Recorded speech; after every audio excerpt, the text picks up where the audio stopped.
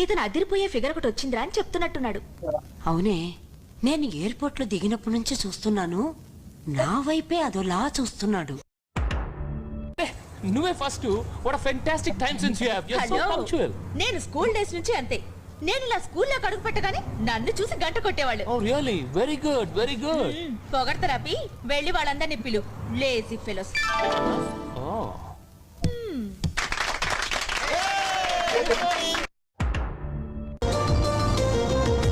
Dear friends, from today onwards మీ అందరికి నేను బాగా విప్పి చూపిస్తాను. ఏంది ఇప్పి చూపిస్తావు? 300 మీటర్స్ ఎత్తున ఈ టవర్ని నిలబెట్టడం ఓ వింత అని అబ్బాయి చెప్పాడు. అబ్బాయి కొంచెం క్రాక్ గాని పర్లేదు, మనకన్నీ బాగానే చూపిస్తున్నాడు.